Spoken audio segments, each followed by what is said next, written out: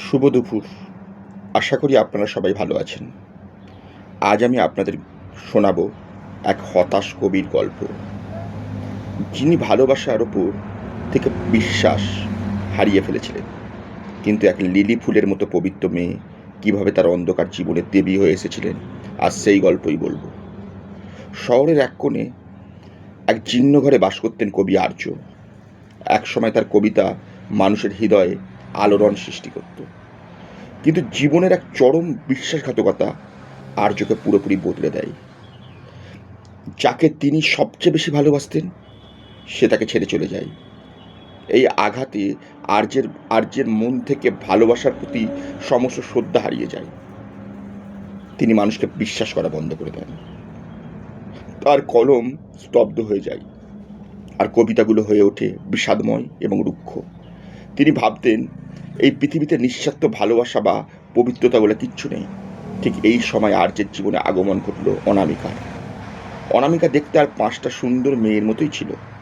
ধুলো বালিতে ভরা এই যান্ত্রিক শহরে তার কোনো বাড়তি অহংকার বা চাকচিক্য ছিল না, কিন্তু সে ছিল একদম আলাদা, ঠিক একটি সাদা লিলি ফুলের মতো।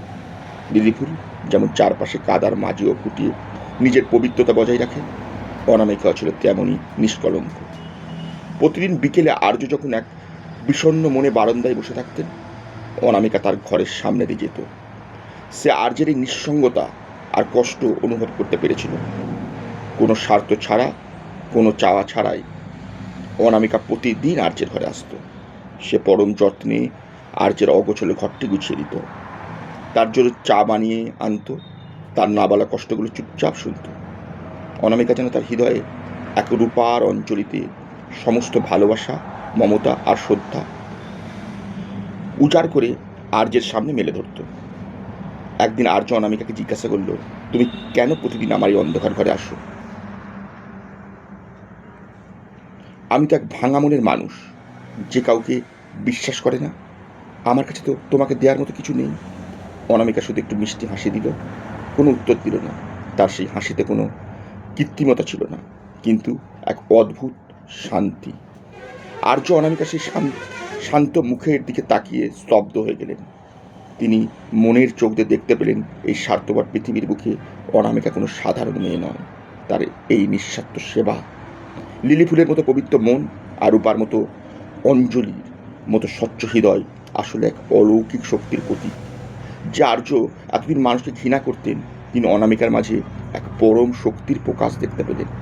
আর্যের মনে হলো তার জীবনের সমস্ত অন্ধকার দূর করতে স্বয়ং এক দেবী তার সামনে এসে দাঁড়িয়েছেন।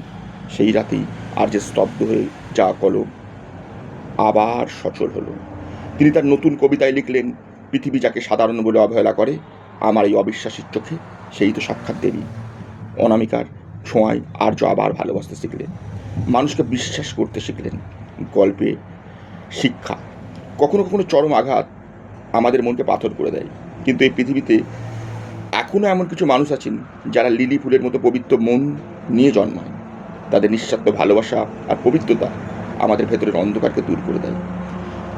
মানুষের আসল রূপ তার বাহ্যিক চেহারায় নয়, তার সুন্দর হৃদয়ে লুকিয়ে থাকে। গল্পটি ভালো লাগলে লাইক ও শেয়ার করবেন। এরকম আরও সুন্দর গল্প শুনতে চ্যানেলটি সাবস্ক্রাইব করতে ভুলবেন না। ধন্যবাদ।